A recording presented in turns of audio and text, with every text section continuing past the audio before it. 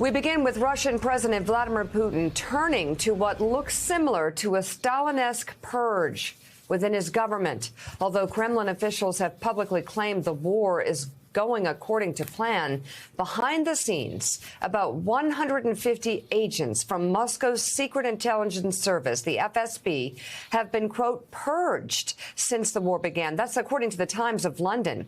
Some have been removed from their jobs, others arrested, as Putin looks to assign blame for Russia's failures in Ukraine.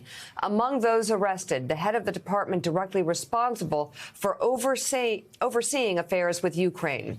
Something all of those reportedly punished have in common is that they were all employed or formally employed by a division once led by Putin. The Fifth Service, as it's called, was set up in the late 1990s to carry out operations in the countries formerly controlled by the Soviet Union. The goal of that division was to keep all those nations in Russia's orbit.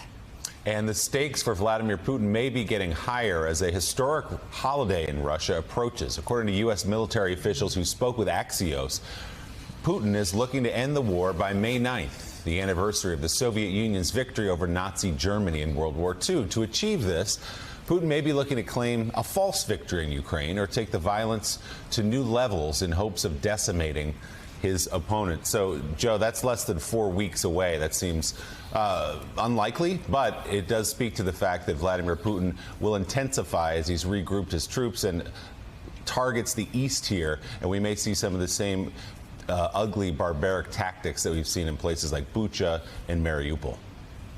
Well, it certainly seems that way. It seems like it's coming, Mika. Yeah, joining us now, Mark Polymeropoulos, a 26-year veteran of the CIA, serving in both Iraq and Afghanistan, and is one of the agency's most decorated field officers. And we talked to Mark, Joe, amidst reports of just horrors being revealed in Bucha and Mariupol, unbelievable horrors of what has happened to the people there, and potential word on horrors all over. Let's talk about this Times of London report, though, first, Mark, if we can. Of course, this wouldn't be a surprise, would it? After all, we know about the Stalin purges in the 1930s, where Stalin got rid of everybody around him, killed everybody, had show trials, purged them, so much so that when World War II started, he had a dysfunctional army, and Hitler was able to just fly through Russia.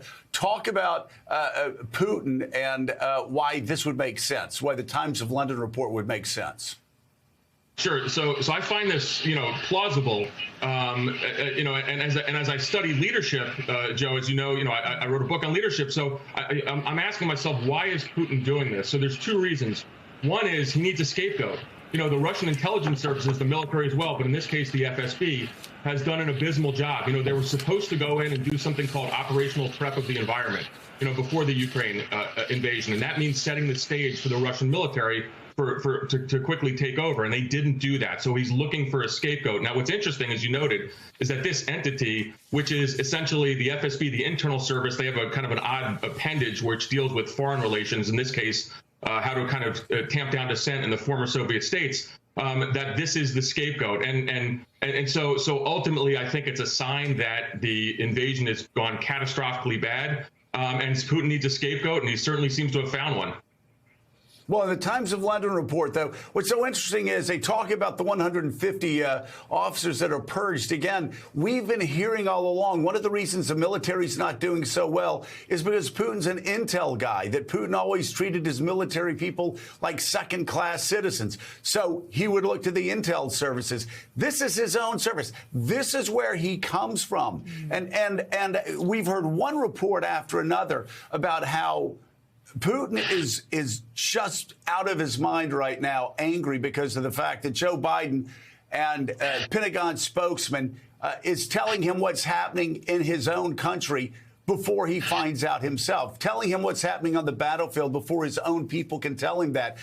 How could Putin and the intel services have gotten this so monumentally wrong? So I think this shows that there is a level of kind of dysfunction and corruption within the FSB and frankly in the Russian military as well. there's a tendency with all dictators to surround themselves with sycophants. Well, they only want information that's going to be positive, and I think that's what's happened here. What's interesting particularly in the FSB, there's no desire or tendency to tell the truth, particularly if it's bad news. In contrast, look at Western intelligence services. We tell our policymakers the truth, what is happening, regardless of political consequences. In Russia, that's not the case. And there's the famous adage that if you do something like that, there's a apartment window that you can fall out of. So I think Putin knows he has problems inside. We certainly have gotten into his head with these authorized disclosures. I think the administration has been brilliant, and because at the end of the day, Putin might be learning more about what's happened in the war from Western media, from U.S. spokespersons, rather than from his own people. Well, and so talk about, again, just that, again, so we in America can understand this better. Talk about the mindset of tyrants. Talk about the mindset of autocrats when they start these purges. You and other CIA agents have seen infamous footage when one such purge was going on inside of Iraq. Right. So in 1979, there's this famous grainy, video footage, and it's certainly been well seen in the halls of Langley, where I used to work, where Saddam Hussein, smoking a cigar, kind of one by one, called out his Ba'ath Party officials to stand up and admit their failures and be taken off for execution. It's kind of sick and weird and deranged. But autocrats do this to instill fear, not only in the population, but within the security services. So short term, it can be effective. It certainly, will kind of get everybody in line. But long term, this does not breed loyalty. It does not breed a professional class, and certainly doesn't breed, the ability or willingness for anyone to tell the dictator the truth. All right, Mark, thank you so much. We greatly appreciate you being with us. Our condolences, of course, from Red Sox Nation for last night. Let's bring it right now, Ed Luce. Ed, of course, for the Financial Times.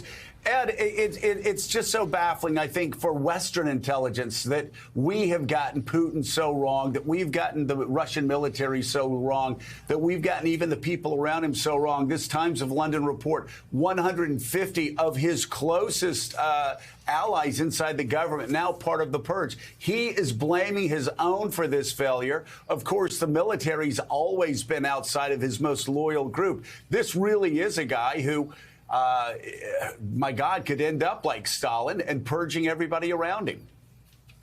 Yeah, he could. I mean, of course, we in recent past, not immediately recent past, have our own history of intelligence failures. You don't need to be an autocracy for intelligence services to feel pressured to provide data and information and interpretations that suit their political masters. Just think of the Iraq War.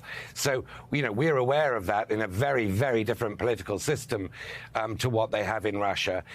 And our intelligence agencies are now redeeming themselves because they have a president who's asking for accurate information rather than information that suits his worldview in the form of Joe Biden. Look, Putin is a classic example. Autocrats get more paranoid the longer they're in power. They know they're not going to retire. They are deeply fearful of plots to remove them, and therefore they tend to shrink the group of people around them to those they trust. And in Putin's case, it was clearly his former comrades in the FSB, KGB, with whom he'd worked all his life and whom he shared a philosophy that the Soviet Union had betrayed itself under Gorbachev when it disbanded the empire. So I don't think any of this should be surprising to us. The question now is, he's appointed a military commander, having lacked a military commander all along, in the form of Alexander Dvornikov, who is known as the Butcher of Syria. He's the guy who leveled Aleppo. He's the guy who committed extraordinary human rights abuses, mostly from the air in Syria.